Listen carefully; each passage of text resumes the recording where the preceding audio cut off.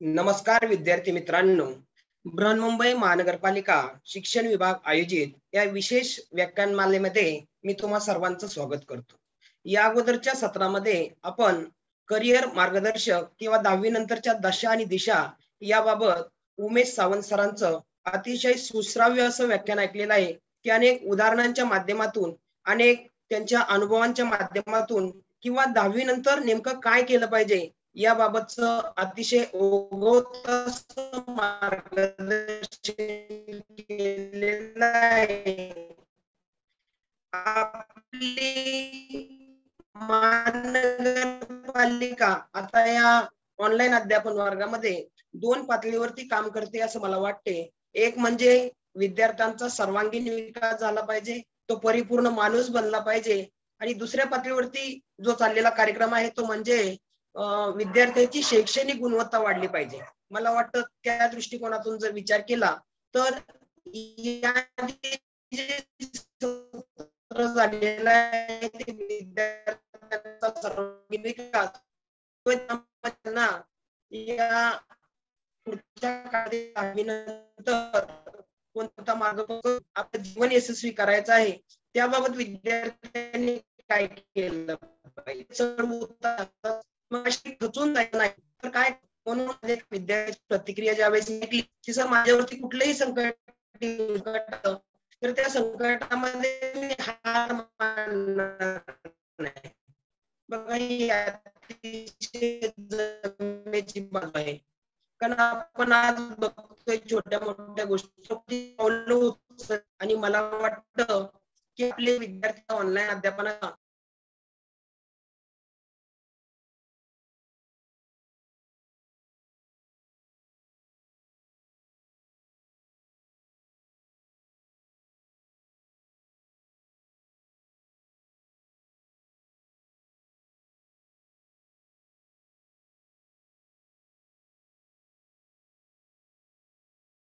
Hello आवाज येतोय माझा? या वेगवेगळ्या वक्त्यांना बोलवून विद्यार्थ्यांचा कसा फायदा होईल यासाठी प्रयत्न करत आहेत. आता आपण मी सांगितल्या पद्धतीने विद्यार्थ्यांचा सर्वांगीण विकास करणारं पहिलं सत्र झालेलं आहे आणि नंतर दुसऱ्या सत्रामध्ये शैक्षणिक गुणवत्ता कशी वाढेल. असं म्हणतात की 10वी हा जीवनाचा पाया आहे आणि मी तर म्हणेल 10वी हा जीवनाचा पाया असेल तर त्या 10वीचा पाया हा 9वी आहे. याचाच अर्थ कोरिलेशन जर आपण जोडलं तर 9वी हा देखील आपल्या जीवनाचा पाया आहे. म्हणून या व्याख्यानाकडे थोडंसं विद्यार्थ्यांनी नीट लक्ष द्यायचं आहे. भले आता 9वीतून तुम्ही 10वी जाण्याच्या टप्प्यावरती आहात म्हणून हे व्याख्यान फक्त मला 9वीतच कामाला येणार आहे असं नाही, तर याच्या पुढे तुम्ही ज्या ज्या परीक्षा द्याल त्या परीक्षांची तयारी करत असताना कशा पद्धतीने आपण तयारी केली पाहिजे. आज जे मी काय बोलणार आहे ते फक्त मराठी विषयाच्या बाबतीत बोलणार आहे, मात्र तुम्ही सर्वच विषयांचं असं थोडंसं प्लॅनिंग केलं पाहिजे. म्हणून आजच्या या माझ्या विशेष व्याख्यानमालेचा विषय आहे की मराठी विषयाची वार्षिक परीक्षेची तयारी किंवा पुढच्या वर्षी 10वीला गेल्यानंतर मराठी विषयाचा मला अभ्यास करायचा आहे, तर तो अभ्यास मी कशा पद्धतीने केला पाहिजे, कसं प्लॅनिंग माझ्याकडे असलं पाहिजे या दृष्टिकोनातून मी मार्गदर्शन करणार आहे. जर आपण बघितलं की वार्षिक परीक्षा जरी वर्षाच्या शेवटी आपल्याला द्यायची असली बोर्डाची परीक्षा किंवा 9वीची वार्षिक परीक्षा, तरी त्याला आपल्याला सुरुवातीपासूनच प्रयत्न करावे लागतात. मग मला जी परीक्षा द्यायची आहे तर ती परीक्षा मला माहिती आहे की 20 मार्कांची तोंडी परीक्षा आहे आणि 80 मार्कांची लेखी परीक्षा मराठी विषयाची आहे.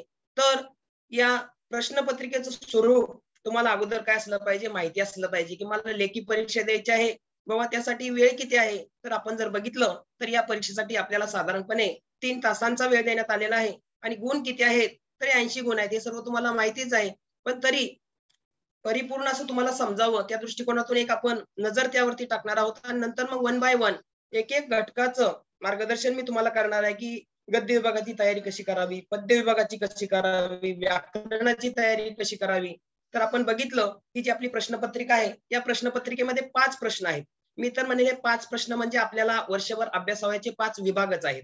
मग मी प्रश्नपत्रिकेचं स्वरूप मांडत असताना एका बाजूला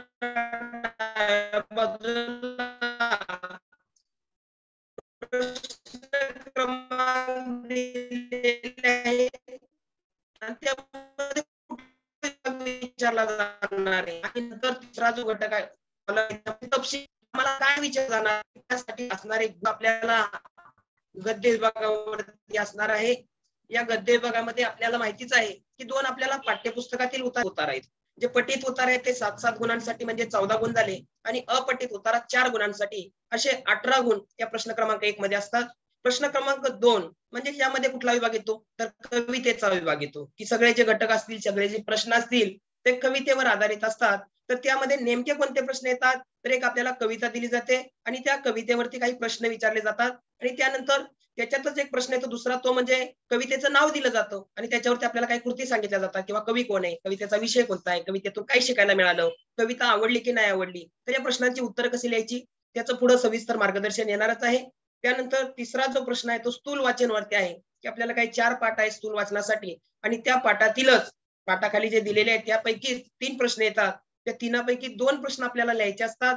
6 गुणांचा हा प्रश्न आहे. प्रश्न क्रमांक 4 हा व्याकरण या घटकावरती आहे आणि जवळजवळ तो 16 गुणांसाठी आहे. मग त्यामध्ये विविध घटक आहेत, वाक्प्रचार आहे, उपसर्ग आहे, विरामचिन्ह आहे, पारिभाषिक शब्द आहे, समानार्थी शब्द आहे, शब्द समूहाबद्दल एक शब्द लिहा, असे 16 गुणांचे प्रश्न प्रश्न क्रमांक 4 मध्ये येतात. आता तुम्ही वर्षभरामध्ये प्रश्नपत्रिका सोडवताय, शिक्षक प्रश्नपत्रिकांची तयारी करून घेतायत. मला वाटतं या आधीची बरीचशी व्याख्यानं ही प्रश्नपत्रिकेला अनुसरून झालेले आहेत. याचा अर्थ हे तुमचं सगळं तोंडपाठ झालेलं असेल. पण विषयाला सुरुवात करण्याआधी हे उचित होतं की तुम्हाला थोडंसं ते सांगणं. प्रश्न क्रमांक 5 हा उपयोजित लेखनवरती असतो आणि जवळजवळ यासाठी काही अभ्यासाची आवश्यकता नाही, फक्त तुमचं लेखन कौशल्य चांगलं पाहिजे. तुमचं अनुभव विश्व फक्त तुम्हाला इथं मांडायचंय. यामध्ये पत्र असते, कथा, बातमी, निबंध, जाहिरात असा 24 गुणांचा प्रश्न हा आहे आणि अशा पद्धतीनं गद्य विभाग 18 गुण, पद्य विभाग 16 गुण, स्थूल वाचन 6 गुण, हा झाला पहिले 3 प्रश्न 40 गुणांचे, व्याकरण 16 गुण आणि प्रश्न 5वा उपयोजित लेखन 24 गुण, अशी 80 गुणांची वार्षिक परीक्षा ही तुम्हाला द्यायची आहे. आता आपण एक एक प्रश्न बघणार आहोत, की मला जर प्रश्न क्रमांक 1 ची चांगली तयारी करायची आहे, गद्य विभागाची चांगली तयारी करायची आहे, तर मी काय केलं पाहिजे? बऱ्याच विद्यार्थ्यांना प्रश्न पडतो, की गद्य विभाग आहे, उतार आमच्या समोर असणार आहे. मग आम्ही काय आम्ही त्याची तयारी कशी करायची बाबा? तर अतिशय सोपं आहे, की आपण बघा वर्षभरामध्ये आता तुम्हाला वेळ नाही, वार्षिक परीक्षा तुमची 15-20 दिवसामध्ये असणार आहे. पण ज्यावेळेस तुम्ही 10वी मध्ये जाल, त्यावेळेस पाठ्यपुस्तक कशा पद्धतीने वाचायचं? बरेच विद्यार्थी म्हणतात काय नाही, आम्ही गद्य विभाग वाचतच नाही. आम्ही डायरेक्ट काय करतो परीक्षेमध्ये उतार्यामध्ये त्याची उत्तर शोधतो. तर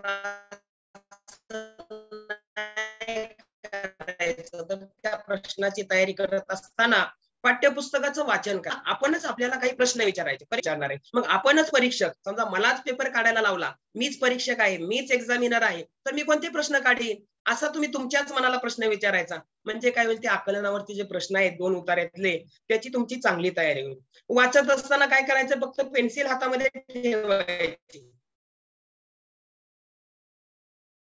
आणि स्वतःच प्रश्न निर्मितीची सवय लावा. घटकावरती मला प्रश्न येऊ शकतो, अशा पद्धतीने विचारलं जाऊ शकतं. एखाद्या समजा लेखकाविषयीची माहिती आहे, त्याचं शिक्षण समजा पुणे विद्यापीठात झालेलं आहे, तर तुम्ही तिथे पुणे विद्यापीठ अंडरलाईन करा. मग तुम्हाला प्रश्न येऊ शकतो, अमुक अमुक या लेखकांचं शिक्षण कुठे झालं, तर तुमच्याकडे लगेच तुम्हाला परीक्षेमध्ये उतारा वाचत बसायची गरज नाही, कारण अगोदरच तुम्ही पुस्तक वाचलेले, मी पाठ करायला सांगितलेलं नाही. पण प्रश्न निर्मितीची सवय लावा, स्वतःच प्रश्न निर्माण करा, ऑटोमॅटिक तुमचे आकलनाचे प्रश्न हे तयार होतील.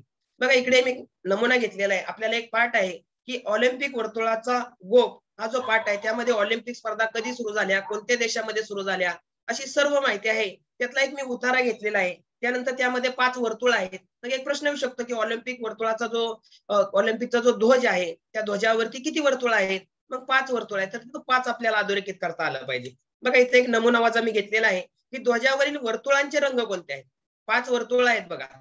इकडे बघा आपल्याला 5व्या-6व्या ओळीमध्ये दिसतंय की लाल, पिवळा, निळा, हिरवा, काळा असे 5 रंगाची वर्तुळ आहेत. मग तुम्ही काय करायचंय, पाठ्यपुस्तक वाचत असताना तिथे तिथे ते घटक काय करायचे, अधोरेखित करायचे आहेत. अशा पद्धतीने तुम्ही जर गद्य विभागाची तयारी केली, पाठांतर करत बसू नका. गाईड काढला आणि गाईड मधले प्रश्न वाचले, अजिबात नाही. आपणच आपल्याला प्रश्न विचारायचा, नाही बाबा मला याच्यावरती काय येऊ शकतं, ऑलिम्पिकचं ब्रीद वाक्य कोणतं आहे? सीटीएस, ऑल्टीएस, फॉर्टीएस म्हणजेच काय, तर त्याचा समानार्थ पण विचारला जाऊ शकतो. सीटीएस म्हणजे गतिमानता, ऑल्टीएस म्हणजे उच्चता आणि फॉर्टीएस म्हणजे तेजस्विता. अशा पद्धतीनं आपणच आपल्याला प्रश्न निर्मितीची सवय लावली तर आपला गद्य विभाग अतिशय चांगल्या पद्धतीने होऊ शकतो.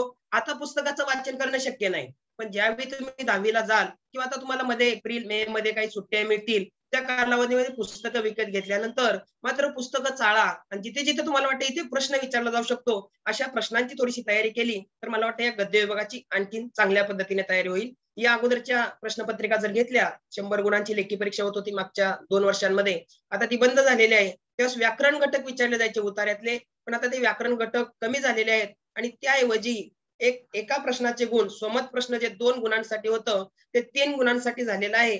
तर या स्वमत प्रश्नांची सुद्धा तयारी केली पाहिजे. तयारी काय करायची आहे? मला दिलेला पाठ कोणत्या घटकावर आधारित आहे? समजा मला आजीविषयीची माहिती सांगणारा पाठ आहे. मग मला माहिती आहे की याच्यामध्ये काय येऊ शकतं किंवा आपल्या आजीविषयीची माहिती लिहा, आजीचं आपल्या जीवनातलं महत्व लिहा किंवा आता मी दिलेला हा उतारा दिसतोय ऑलिम्पिक वर्तुळाचा गोप, याच्यावरती काय सगळी खेळाची माहिती आहे. तर खेळाचं आपल्या जीवनामध्ये महत्व काय, खेळाचा आणि आरोग्याचा काय संबंध आहे, असे तुम्हीच पाठाची टायटल वाचून पाठातला आशय वाचून काय करायचं आहे त्यावरती स्वतः स्वमत प्रश्नांची तयारी करायची. बघा ह्या प्रश्नाचं उत्तर लिहिताना तर मी तर म्हणेन एकदम सोपं आहे. स्वतःच मत तुम्हाला तिथं मांडायचं आहे की खेळामुळे काय होतं, तिथे तुमचं मत हे चुकीचं दिलं जाणार नाही. बोर्डाचे जे गाईडलाईन येतात आम्हाला जेव्हा पेपर चेकिंगला येतात तेव्हा तिथे सुद्धा लिहिलेलं असतं की शिक्षकाने समर्पक विचार करून गुण द्यावेत, कारण ते विद्यार्थ्याचं मत आहे. ते पॉझिटिव्ह असू शकतं, निगेटिव्ह असू शकतं, पण शक्यतो पॉझिटिव्हच मत लिहायचं आहे आणि हा स्वमत प्रश्न सोडायचा नाही, कारण याच्या हातचे गुण आहेत. तर काही याचे नमुने घेतलेले आहेत मी स्वमत प्रश्नांचे.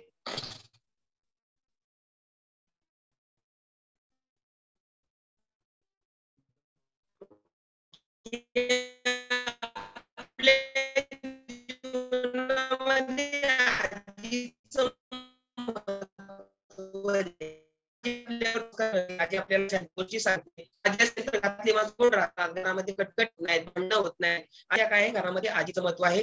तुम्ही आपल्या जीवनामध्ये खेळाचं महत्व या पाठावरती हे सोमतचा प्रश्न येऊ शकतो, तर तुम्ही त्या पद्धतीनं याची उत्तरं लिहायची आहेत. 8-10 वळींमध्ये या सोमत प्रश्नांची उत्तरं लिहा, कारण 3 गुणांसाठी हा प्रश्न आहे. कोणत्याही गोष्टीचा अतिरेक वाईट असतो, उदाहरणासह पटवून द्या. बघा कोणत्याही गोष्टीचा अतिरेक हा काय असतो, नेहमीच वाईट असतो. मग तुम्ही सांगू शकता, एखादी 1-2 उदाहरणं देऊ शकता. आपल्याला भूक लागलेली आहे 2 चपात्यांची, आपण 4 चपात्या खाल्ल्या तर आपल्याला काय पोटदुखीचा त्रास होईल. अशा पद्धतीनं तुम्ही ते मत पटवून द्यायचं आहे, कारण या प्रश्नाचं स्वरूपच आहे स्वमत. विद्यार्थ्यांना मतं मांडता आली पाहिजे. उद्या भविष्यामध्ये तुम्ही एखादे अधिकारी व्हाल, कोण तहसीलदार होईल, कोण कलेक्टर होईल, कोणी PSI DYSP होईल आणि त्यावेळी परिस्थिती काय झाली. आता बघा कोरोनाचा काळ आहे आणि त्या जिल्हाधिकाऱ्यांना आयुक्तांना निर्णय घ्यावे लागतात. मग कोणती परिस्थिती आल्यावर काय करायचं यासाठी तुमची मतं तयार असली पाहिजेत आणि याचाच विचार करून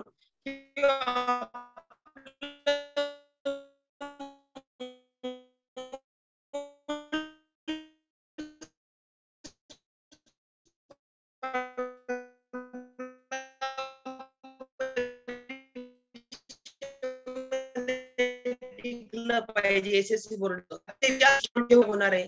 बघा एखादा विद्यार्थी 90-95 किंवा निरोप समारंभाचा आणि तुला काय शिकायला भेटलं, शिक्षकाकडून काय शिकायला भेटलं, तो विद्यार्थी पुढे येतो आणि त्याला साधं बोलता सुद्धा येत नाही, मत मांडता येत नाही. थोडक्यात काय ते मत मांडणं किंवा सरांनी जे मार्केटिंगचं उदाहरण दिलं, ते मार्केटिंग करण्यासाठी सुद्धा देखील तुमची काही मतं तयार असावी लागतात. थोडक्यात काय तर हे सोमत प्रश्न अतिशय विचारपूर्वक अभ्यासक्रमामध्ये दिलेले आहेत. तर लिहित असताना थोडंसं सकारात्मक लिहा. या पद्धतीने तुम्ही गद्य विभागाची तयारी अतिशय चांगल्या पद्धतीने करू शकता. त्यानंतर आपला प्रश्न दुसरा किंवा विभाग दुसरा जरी त्याला म्हटलं तरी चालेल. पद्य विभाग,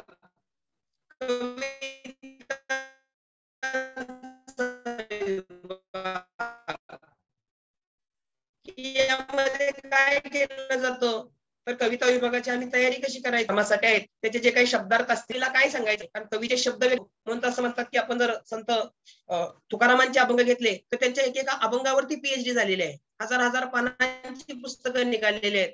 अशी कवीची भाषा असते. कवी हा मार्गदर्शक असतो आणि असं म्हणतात की आपण जे चाललोय त्याच्या 10 पट पुढे कवी विचार करत असतो. म्हणतात जो न देखे रवी व देखे कवी, म्हणून या कवितेचा भावार्थ समजून घ्यायचा आहे. कवितेमध्ये काय सांगितलं आहे ते आपल्याला जीवनात किती कामाला येणार आहे. त्यानंतर लिहिली जाते त्यावरती तुम्हाला आकलनाचे प्रश्न येतात, त्याची म्हणजे तुम्हाला कवितांची नावं दिली जातात. कोणत्याही 2 कविता दिल्या जातील आणि त्या कवितांवरती तुम्हाला त्याचा कवी कोण आहे, कवितेचा विषय कोण आहे, असे प्रश्न विचारले जातात. तर याची तयारी करत असताना तुम्ही स्वतः चार्ट बनवा, की तुम्हाला दिलेल्या ज्या काही 5-6 कविता आहेत त्या 5-6 कविता घ्या आणि अशा पद्धतीने याचे कॉलम बनवा. मी तुम्हाला इथं थोडंसं एक नमुना वाचा कविता घेतलेली आहे, निरोप कविता. तर परीक्षेमध्ये एका गुणासाठी तुम्हाला विचारलं जाऊ शकतो, या कवितेचे कवी किंवा कवयित्री कोण आहेत? तर तुम्ही साधं पद्मा गोळे लिहिलं तरी तुम्हाला 1 गुण मिळेल. या कवितेचा विषय कोणता आहे?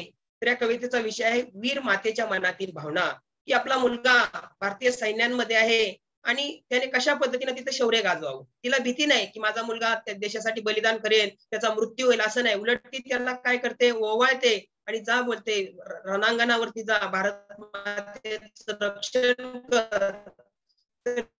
तिच्या मनातील भावना इथं मांडलेल्या आहेत.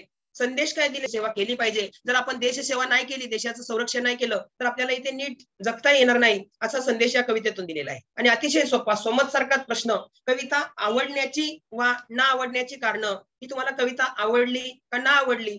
मी तर म्हणेन की इथे तुम्ही काही ठराविक ढाचे तो तयार करून ठेवा. कविता आवडली, कवितेतून दिलेला संदेश हा अतिशय चांगला आहे, मार्गदर्शक आहे, आम्हाला जीवनामध्ये कामाला येणार आहे, अशा पद्धतीने सकारात्मक. जर त्या कवितेविषयीची सगळीच तुम्हाला भावार्थ माहिती असेल तर तो भावार्थाला अनुसरून लिहा. भावार्थ माहिती नसेल तर तुम्ही एक 6-7 वाक्य लिहू शकता. कविता जीवनात कामाला येणारी आहे, उपयोगी पडणारी आहे. एखादा विद्यार्थी म्हणजे नाही आवडली मला कविता, तरी तोही तशी मत मांडू शकतो. कवितेत शब्द कठीण आहेत, कवितेचा भावार्थ आम्हाला नीट समजला नाही, कवीची भाषा थोडी वेगळी आहे, अशा पद्धतीने तुम्ही या प्रश्नाची तयारी करू शकता. पद्य विभागाची तयारी करत असताना थोडं कवितेवरती अशी सगळ्या कविता येतात त्याची तुमची तयारी होईल. सकारात्मक लिहा, कारण शेवटी परीक्षकाला पेपर चेक करत असताना किंवा आपल्याला देखील जीवनामध्ये ज्या सकारात्मक बाबी असतात त्या सकारात्मक बाबीच काय होत असतात, आवडत असतात.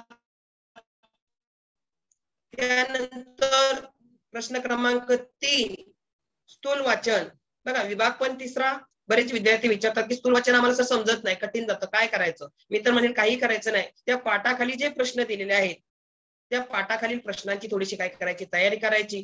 त्या पाठांखालील प्रश्न जर 4 स्थूल वाचन आहेत आपल्याला आणि त्याच्याकडे 2-2, 3-3 प्रश्न आहेत, 10-12 प्रश्न आहेत, त्यातले 3 येणार आहेत. मग यामध्ये तुम्ही काय करू शकता, तुम्हाला आवडणारे कोणते 3च पाठ करा. खूप एखादा अवघड असेल तर तो थोडा दुर्लक्षित केला तरी चालेल. मात्र 2 प्रश्नांची तुम्ही उत्तर लिहायची आहेत. काही पाठ हे अतिशय महत्वाचे आहेत. मराठी साहित्याचा विचार करता प्रश्न हमखास वार्षिक परीक्षेला विचारला जातो. विश्वकोशाचे उपयोग सांगा, विश्वकोश पाहण्याचे फायदे सांगा. अशा पद्धतीनं स्थूल वाचनाची तयारी करत असताना तुम्ही काय करायचं आहे, तर या पाठाखाली दिलेले जे प्रश्न आहेत त्या पाठाखालील प्रश्नांची चांगल्या पद्धतीनं काय करायचे आहे, तयारी करायची आहे. अशा पद्धतीनं गद्य विभाग, पद्य विभाग, स्थूल वाचन इथे आपला 40 गुणांचा प्रश्न, त्याला आपण म्हणतो आपण जे वर्षभरामध्ये पुस्तक अभ्यासलं ते पुस्तक आपल्याला अर्ध्या गुणांसाठी आहे. त्यामध्ये पण परत कविता आवडण्याची कारण, ना आवडण्याची कारण मनाने लिहायचंय. सोमत प्रश्न मनाने लिहायचा आहे. याचा अर्थ पाठ्यपुस्तकावरती किती भर द्यायचा हे देखील आपल्याला कळालं पाहिजे. मी म्हणेन या इथून पुढचा खरा घटक हा अभ्यासाचा घटक आहे, की ज्याला आपण म्हणतो व्याकरण घटक, की याच्यामध्ये चुका चालत नाही. जे काही लिहायचंय आपल्याला ते व्यवस्थित विचार करून आणि परफेक्ट लिहायचं आहे. म्हणून या घटकाचा सराव, यातले बारकावे आपल्याला माहिती असले पाहिजेत. बघा याच्यामध्ये भाषिक कौशल्यावर आधारित असतात, शाब्दिक घटक असतात, पण मी पूर्ण व्याकरण म्हणून जे 16 गुणांसाठी येतं त्यातले काही ठराविक घटक इथे तुम्हाला मी सांगणार आहे. पहिला घटक जो घेतलेला आहे तो वाक्प्रचार. परीक्षेमध्ये तुम्हाला वाक्प्रचार दिले जातात आणि या वाक्प्रचारांपैकी 4-5 वाक्प्रचार दिले जातात. त्यापैकी 2 वाक्प्रचारांचा अर्थ लिहून तुम्हाला वाक्यात उपयोग करायचा असतो. यासाठी काय करायचं, तर एक कागद घ्यायचा, वही पेन घ्यायचा आणि आपल्या पाठ्यपुस्तकात जेवढे वाक्प्रचार आलेले आहेत अख्ख्या धड्यांमध्ये, मी तर म्हणजे आपल्या 10-12 धड्यांमध्ये जास्तीत जास्त 50 वाक्प्रचार येतात आणि ते 50 वाक्प्रचार वेगळे काढून त्यांचा अर्थ लिहून ठेवायचा. परीक्षेमध्ये विद्यार्थी या प्रश्नाचं उत्तर लिहित असताना काही चुका करतात. बघा वर्षभर वाक्प्रचारावरती वेगळं व्याख्यान झालेले. मला काय सांगायचंय, वार्षिक परीक्षेची तयारी म्हणून मी फक्त ओघवतो तुम्हाला सांगतोय, तरी देखील आणखी तुम्हाला समजावं म्हणून सांगतो की वाक्प्रचाराचा वाक्यात उपयोग करायचा आहे. इथे नीट लक्षात ठेवा. बरेचसे विद्यार्थी काय करतात, जो वाक्प्रचार आहे तो वाक्प्रचाराचा अर्थाचा वाक्यामध्ये उपयोग करतात.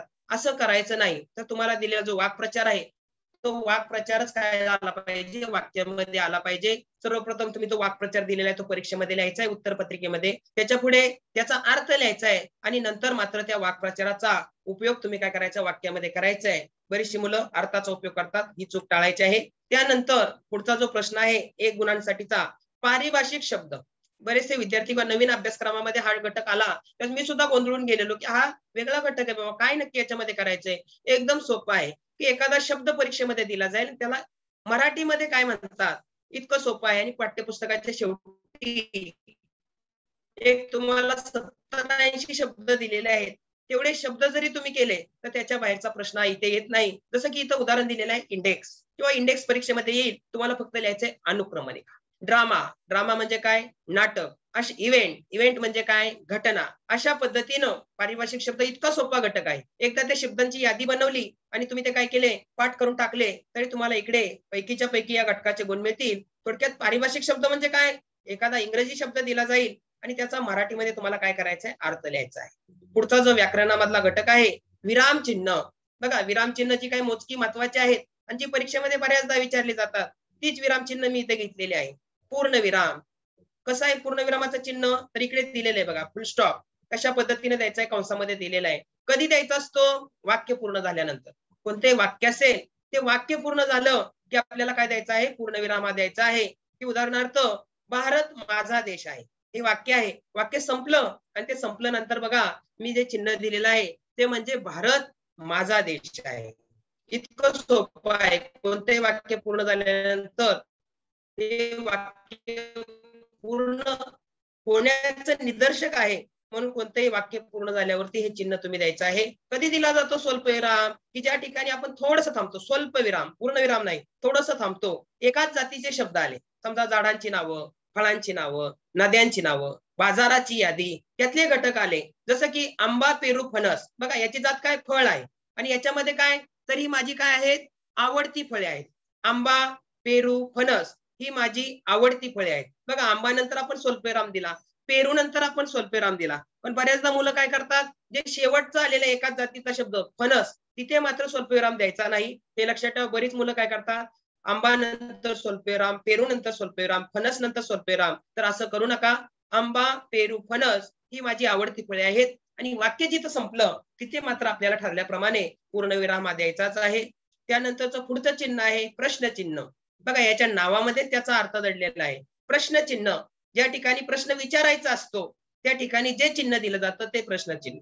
तुम्ही कुठून आलात, तुम्ही कोणत्या गावाला चाललात, तुमचे बाबा काय करतात, असे ज्यावेळेस प्रश्न विचारले जातात, तू कितवीला आहेस, त्यावेळी प्रत्येक वाक्याच्या शेवटी आपल्याला एक प्रश्नचिन्ह द्यायचं आहे.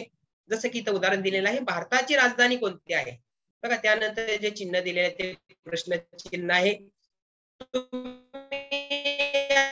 चिन्हांचा, विराम चिन्हांचा अभ्यास करत असताना थोडस त्याच्या नावांकडे जरी लक्ष दिलं तरी काय होईल, या घटकाची चांगली तयारी होईल. त्यानंतर आहे एकेरी अवतरण चिन्ह. बघा वाक्य आपण लिहित असताना त्यातल्या एखाद्या शब्दावर आपल्याला काय द्यायचं चिन्ह दिलं जातं, ते म्हणजे एकेरी अवतरण चिन्ह. उदाहरणार्थ ज्ञानेश्वरांनी ज्ञानेश्वरी ग्रंथ लिहिला. बघा मी बोलत असताना बोललो ज्ञानेश्वरांनी ज्ञानेश्वरी ग्रंथ लिहिला. मला जो ज्ञानेश्वरी शब्द आहे तो शब्द तुम्हाला थोडासा जोर देऊन सांगायचा आहे, म्हणून मी ज्ञानेश्वरी शब्द काय केला, एकेरी अवतरणामध्ये लिहिला. त्यानंतर पुढचं जे चिन्ह आहे ते म्हणजे दुहेरी अवतरण चिन्ह. एखादा व्यक्ती बोलत असेल आणि त्या बोलणाराचे ते शब्द आहेत, माझे शब्द नाहीत. कोणतरी माझ्याशी बोलत असेल की वर्ग शिक्षक म्हणाले उद्या सगळ्यांनी शाळेमध्ये डबे घेऊन या. बघा वर्ग शिक्षक म्हणाले, मला लिहायचंय ते वाक्य, तर ते काय म्हणाले ते मला दुहेरी अवतरणामध्ये लिहावं लागेल. म्हणजे थोडक्यात काय, तर जो बोलणार आहे त्याच्या तोंडचे शब्द आहेत ते शब्द दाखवण्यासाठी हे दुहेरी अवतरण चिन्ह वापरलं जातं. अजय म्हणाला, म्हणाला नंतर स्वल्पविराम द्यायचा आहे. मीच वर्गात पहिला येणार. आता जी वार्षिक परीक्षा आहे या वार्षिक परीक्षेमध्ये की अगोदर दुहेरी अवतरण चिन्ह काय करतात, कंप्लीट करतात आणि नंतर पूर्णविराम देतात. जरा नीट ऐका, शेवटी थोडस गडबडीमध्ये गोंधळ करतात. तर अगोदर वाक्य संपलंय तो बोललेला आणि नंतर दुहेरी अवतरण चिन्ह कंप्लीट करायचं आहे. परत एकदा बघा, अजय म्हणाला दुहेरी अवतरणामध्ये, मीच वर्गात पहिला येणार, पूर्णविराम आणि नंतर दुहेरी अवतरण कंप्लीट करायचं आहे. पुढचं जे विराम चिन्ह आहे उद्गार चिन्ह किंवा उद्गार वाचक चिन्ह. जे आपल्या मनामधल्या भावना असतात, भीतीची भावना, आनंदाची भावना, आश्चर्याची भावना, दुःखाची भावना, हास्याची भावना आणि या भावना दाखवणारे शब्द आणि त्यांच्या पुढे जे चिन्ह असतं त्याला आपण म्हणतो उद्गारवाचक चिन्ह. बाप रे, बघा आपल्याला थोडीशी आश्चर्याची भावना झाली, भीतीची भावना झाली. किती मोठा साप आहे. आतापर्यंत तुम्ही 4-5 फुटाचा साप बघितला असेल, पण 10 फुटाचा साप बघितला की आपण काय म्हणतो, बाप रे किती मोठा साप आहे. एखाद्याच्या बाबतीमध्ये अपघात झाला, एखाद्याच्या वडिलांचं निधन झालं, एखादा चालता चालताना पडला किंवा एखाद्याचं पॉकेट हरवलं, आपण म्हणतो अरे रे खूप वाईट झाले. कसली भावना, दुःखाची भावना आहे. अशा पद्धतीनं किंवा एखाद्याने चांगलं काम केलं, शाबास तू वर्गात पहिला आलास, शाबास तू वक्तृत्व स्पर्धेमध्ये शाळेचं नाव राखलंस, काय कौतुकाची भावना आहे. म्हणजे या वेगवेगळ्या भावना दाखवण्यासाठी जे चिन्ह वापरलं जातं त्या चिन्हाला आपण काय म्हणायचं आहे, उद्गारवाचक चिन्ह म्हणायचं आहे. अशा पद्धतीनं थोडस विराम चिन्ह तुम्ही काय करा, लक्षात ठेवा. त्यानंतर एक प्रश्न येतो अचूक शब्द. व्याकरणावरती अचूक शब्द हा एक घटक येतो. हे अचूक शब्द वाचत असताना मी तर म्हणेन सजग वाचन करा. सजग वाचन याचा अर्थ काय, पाठ्यपुस्तक वाचत असताना डोळ्यांनी थोडस वाचा. बऱ्याचदा आपण तोंडाने वाचतो, बरोबर वाचतो, बरोबर वाचतो, पण तोंडाने वाचतो. तर डोळ्याने वाचा. कोणता उकार आहे, कोणती वेलांटी आहे, आशीर्वाद शब्द कसा लिहायचा आहे, प्रीती शब्द कसा लिहायचा आहे, निर्मिती शब्द कसा लिहायचा आहे. मी बऱ्याचदा बघतो की विद्यार्थी लिहित असताना, वर्गात शिकवत असताना एखादा शब्द सांगितला परिवार, तर बऱ्याचदा विचारतात सर वेलांटी कुठली देऊ. अरे तू आजपर्यंत 1ली पासून 10वी पर्यंत इतक्या वेळा पुस्तक वाचलंय, त्याच वेळी नुसतं बघितलं असतं. कॅमेऱ्यासारखं काम करायचं, डोळ्यामध्ये साठवून ठेवायचं, पाठ करत बसायचं नाही. या पद्धतीनं या घटकाची थोडीशी तयारी होईल. म्हणजे जरी तुम्ही पुस्तक वाचत असाल तरी मोठ्या मोठ्या जोरजोरात वाचण्यापेक्षा वाचत असताना वेलांटी, मात्रा, उकार कशा पद्धतीने लिहिलेला आहे, उकार कोणता दिलाय, गरिबी शब्द आहे, कोणती वेलांटी, कोणता उकार, सामाजिक शब्द आहे. म्हणजे याच्या नियमाच्या जरी तुम्ही खोलामध्ये गेले नाही तरी पण सजग वाचन जर तुम्ही केलं तर या घटकाची तयारी चांगली होईल. अतिशय तुम्हाला शॉर्टकट पाहिजे असेल तर पाठ्यपुस्तकाच्या शेवटी काही 60-70 शब्द दिलेले आहेत की हे शब्द असेच लिहा आणि त्यामधले शब्द हे परीक्षेला येतात. काही गोष्टी या सेम आहेत. मी जे बोलतोय ते 9वी साठी आहे असं डोक्यातच ठेवू नका. हे 9वी ला पण आहे आणि 10वी ला पण आहे. अचूक शब्दामध्ये 4 शब्द दिले जातात. त्या 4 शब्दातला तुम्हाला 3 शब्द चुकवलेले असतात आणि 4था शब्द तुम्हाला काय करायचा असतो, अचूक शब्द म्हणून निवडायचा असतो. अतिशय सोपा घटक आहे. सजग वाचन जर तुम्ही केलं तर याचे मार्क तुम्हाला मिळतील. त्यानंतर पुढचा जो घटक आहे म्हणजे शब्दसिद्धी. बघा याच्यामध्ये उपसर्ग घटित, प्रत्यय घटित आणि अभ्यस्त शब्द. तर पहिला जो आहे तो उपसर्ग घटित, की ज्यावेळी शब्दाच्या अगोदर एखादं अक्षर लागतं किंवा अक्षरे लागतात त्याला म्हणायचे उपसर्ग घटित. बघा इथे अचूक मूळ शब्द काय आहे, चूक आहे आणि त्याच्या पुढे अ लागला तर अ हा काय झाला, उपसर्ग झाला. बिनचूक, बघा चूक आहे त्याच्या पुढे कुठला शब्द लागला, बिन शब्द लागला तर बिन हे काय आहेत, उपसर्ग आहेत. अशा बेरोजगार, बघा रोजगार शब्द आहे त्याच्या पुढे बे हा उपसर्ग लागला. थोडक्यात काय, शब्दाच्या अगोदर लागतात ते उपसर्ग. या प्रत्येक घटकावरती तुम्हाला मार्गदर्शन करणारी व्याख्यानं झालेली आहेत, तासिका झालेल्या आहेत. म्हणून मी फक्त ओघवतो. वार्षिक परीक्षेला शॉर्ट मध्ये कसं लक्षात ठेवायचं हे सांगतोय. त्याच्यामुळे उदाहरणे थोडीशी मोजकीच घेतलेली आहेत, कारण मला गद्य विभाग, पद्य विभाग, स्थूल वाचन, व्याकरण, लेखन या सगळ्या विषयांना एका तासाच्या व्याख्यानामध्ये हात घालायचा आहे. त्यामुळे थोडस एक दोन उदाहरणच मी घेत आहे. अशा पद्धतीने शब्दाच्या अगोदर येतं त्याला उपसर्ग म्हणतात. शब्दाच्या पुढे जोडून आलं तर त्याला काय म्हणायचं आहे, प्रत्यय गट.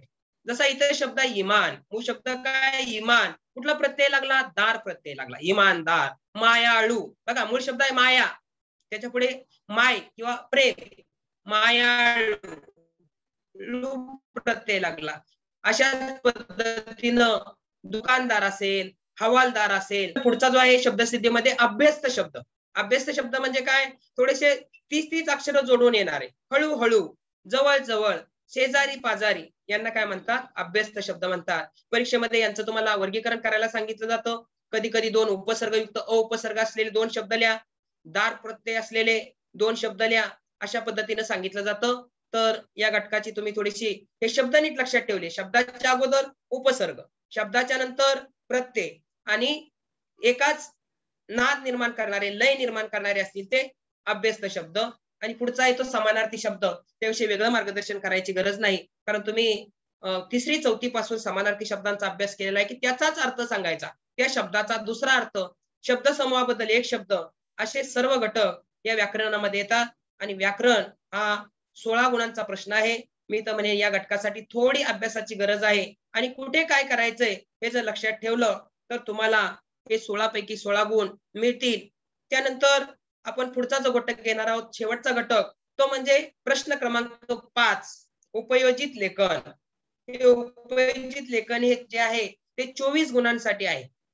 या 24 गुणांमध्ये आपल्याला कोणकोणत्या प्रकारचे प्रश्न येतात, किती प्रकारचे प्रश्न येतात, हे जर आपण बघितलं तर त्यामध्ये पत्रलेखन, सारांश लेखन, बघा इथं ऑब्लिकचे खूण केलेले आहे, ऑर केलेला आहे, किंवा परीक्षेमध्ये 6 गुणांसाठी एकतर तुम्ही पत्रलेखन करायचं आहे किंवा सारांश लेखन करायचं आहे. ते सोपं वाटत असेल त्याची तुम्ही निवड करायची आहे. त्यानंतर पुढचा जो त्यामध्ये घटक येतो आ, की जाहिरात लेखन, बातमी लेखन, कथा लेखन. बघा यामधले कोणतेही 2 सोडवायचे आहे. तुम्हाला जाहिरात चांगली बनवता येत असेल जाहिरात लिहा, कथा चांगली लिहिता येत असेल कथा लिहा, बातमी येत असेल तर बातमी लिहा. बरेचसे विद्यार्थी परीक्षेमध्ये एक चूक करतात, पत्र पण लिहितात, सारांश पण लिहितात. तर असं करू नका, कारण तुम्ही दोन्ही लिहिले तरी तुम्हाला परीक्षक 12 गुण देणार नाही. जे तुम्हाला चांगलं जमतंय, कारण परीक्षक पेपर तपासत असताना एक नियम आहे की जर विद्यार्थ्याने ऑर लिहिलं, पत्र पण लिहिलं आणि सारांश पण लिहिलं, तर परीक्षक काय करतात, तर पत्रलेखनला 4 गुण मिळाले तुम्हाला परीक्षेमध्ये आणि सारांशला 5 मिळाले, तर ते 4 गुण आहेत पत्रलेखनाचे त्याला गोल करतात आणि सारांश लेखनाचे जे गुण आहेत ते देतात. म्हणजे ज्या प्रश्नाला जास्तीत जास्त गुण मिळाले त्याचेच गुण तुमच्या परीक्षेमध्ये पकडले जातात. मग जेवढं विचारलंय तेवढंच व्यवस्थित लिहा. पत्रलेखन येत असेल तर पत्रलेखन चांगलं लिहा, नसेल तर सारांश लेखन करा. इथे सुद्धा तुम्हाला जाहिरात, बातमी आणि कथा यामध्ये दोघांचीच निवड करायची आहे. तर 5-5 गुणांसाठी हे प्रश्न असतात. त्यानंतर पुढचा जो प्रश्न आहे आपल्या प्रश्नपत्रिकेतला शेवटचा प्रश्न तो म्हणजे निबंध लेखन. इथे देखील 3 प्रकारचे निबंध तुम्हाला येतात. एक असतो आत्मकथनाचा निबंध, एक असतो वैचारिक निबंध आणि एक असतो प्रसंग लेखन. याच्यामध्ये देखील एकाचीच तुम्हाला निवड करायची आहे आणि बरेचसे विद्यार्थी प्रश्न क्रमांक 1, 2, 3, 4 मिळवून देणार आहे. जिथं 2-3 पानांचं लेखन केलं तरी 8 पैकी 5-6 गुण तुम्हाला मिळणार आहेत आणि नंतर मग येताना सांगतात सगळं लिहिलं पण 8 मार्कांचा निबंधच राहून गेला. तर असं करू नका, कारण 8 पैकी इकडे 6 मार्क मिळणार होते. तिकडे उतार्यामध्ये तुम्ही अर्धा तास वेळ घालवला, त्या उतार्यामध्ये तुम्हाला प्रॉपर उत्तरच नाही सापडलं आणि चुकीचं उत्तर लिहिलं, 1 पैकी तिकडं 1 मिळेल किंवा 0 मिळेल. मात्र इथं असं नाही, इथं तुम्हाला परीक्षेत चूक देऊ शकत नाही. लक्षात येते? त्याच्यामुळे वेळेचं थोडंसं नियोजन करा आणि हातचे गुण मिळवून देणारे घटक म्हणजे हा उपयोजित लेखनाचा आहे. मी तर म्हणेल प्रश्नपत्रिका सोडवत असताना विद्यार्थ्यांनी असं काही करून बघायला हरकत नाही की सुरुवात करत असतानाच मी प्रश्न क्रमांक 1 मध्ये अडकतो, उत्तरे वाचतो आणि माझा वेळ जातो. मग मी 4थ्या प्रश्नापासूनच सुरुवात केली तर मी तर म्हणेल अतिशय उत्कृष्ट. कारण का व्याकरणाचे 16 पैकी 16 गुण मिळून जातील, लेखन विभागाचे 24 पैकी 20-22 गुण मिळून जातील. म्हणजे इकडच तुम्हाला काय होतील, पासिंगचे मार्कही तुमचे मिळून जातील आणि नंतर मग 3ऱ्या प्रश्नामध्ये तुम्ही प्रश्न क्रमांक 1 घ्या, 2 घ्या आणि 3 घ्या. अशा पद्धतीने पण तुम्ही करू शकता. फक्त एक करा की खूप त्याच्यामध्ये कॉकटेल सारखं करू नका. प्रश्न 1 सोडवला, नंतर 4 सोडवला, नंतर 5 सोडवला, असं नका करू. एक सिरीज लक्षात ठेवा. एक तर 1, 2, 3, 4, 5. नाहीतर पहिल्यांदा व्याकरणाचा 4था, 5वा, नंतर पहिला, दुसरा आणि तिसरा. फक्त प्रश्न एकदा सोडवायला घेतल्यानंतर त्यातले उपआकडे मात्र त्याच वेळी पूर्ण करा. नाहीतर प्रश्न क्रमांक 1 चा अ उतारा घेतला, सोपा आहे म्हणून सोडवला, दुसऱ्या पानावर दुसरा प्रश्न सुरू केला आणि तिसऱ्या पानावर परत लिहिलं प्रश्न क्रमांक 1 आ चा उतारा. असं करू नका.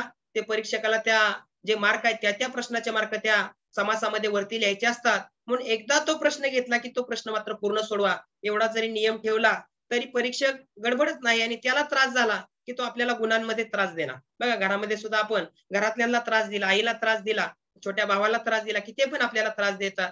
तसं परीक्षकाला तुम्ही त्रास दिला, काय नाही, प्रश्न क्रमांक 1 चा अ लिहिला, नंतर प्रश्न क्रमांक 1 चा आ शेवटच्या पानावर लिहिला, मग तो तपासताना तपासेल का? नाही तपासणार. तो काय करेल, चला या विद्यार्थ्याने खूप त्रास दिलाय, मला खूप मार्कांच्या एंट्री कराव्या लागलेल्या आहेत, मग तो काय करेल, तुम्हाला जरी सोमत चांगलं लिहिलंय, खूप चांगलं, तरी तुम्हाला 1च मार्क देईल. तर त्याला त्रास होऊ देऊ नका. तर थोडंसं असं काहीतरी डोक्यामध्ये ठेवा आणि एक साधा सुटसुटीत आणि सरळ प्रेझेंटेशन तुम्ही जर केलं तर परीक्षेमध्ये तुम्हाला चांगले गुण मिळतात. तर या लेखन विभागाची नेमकी तयारी कशी करायची आहे त्यासाठी पहिला जो घटक आहे तो म्हणजे प्रश्न क्रमांक 5 अ सारांश लेखन. तर हा सारांश लेखनाची तयारी करत असताना काय करायचंय, तुम्हाला पण माहिती आहे की दिलेल्या उतार्याचं वाचन करायचंय, मन लावून वाचन करायचंय. त्या उतार्यामध्ये काय सांगितली मध्यवर्ती कल्पना ती समजून घ्यायची आहे. या उतार्यात काय उदाहरणं वाक्प्रचार दिलेले असतील तर ते मात्र वगळायचे आहेत, कारण ते सार मध्ये येत नाही. ते उदाहरण का दिले तुम्हाला, तो उतारा तुम्हाला समजला आहे की नाही याच्यासाठी दिलेला आहे. बरेचसे विद्यार्थी विचारतात की उतारा किती लिहायचा, 1/3 म्हणजे सोपे बाळांनो, की आपण सिनेमा 3 तास बघतो, पण सांगतो किती मिनिटामध्ये? 3 मिनिटामध्ये सांगतो. अगदी त्याच पद्धतीने 1/3 उतारा म्हणजे एक 4-5 ओळींमध्ये दिलेला उतारा 10-12 ओळींमध्ये असतो, तर तुम्ही 4-5 ओळींमध्ये लिहायचा आहे. अंदाजे 30 ते 35 शब्द. बरेच विद्यार्थी विचारतात असं शब्दात सांगा, तर अंदाजे म्हटलेलं आहे. 35 चे 40 झाले तरी चालतील, 30 झाले तरी चालतील. पण उतारा लिहित असताना ज्या वरच्या गोष्टी सांगितलेल्या आहेत, त्या उतार्यात काय सांगितलंय ते नेमक्या शब्दात लिहायचंय. त्यामध्ये काय अलंकारिक शब्द आलेले असतील, उदाहरणे आलेली असतील, वाक्प्रचार आले असतील.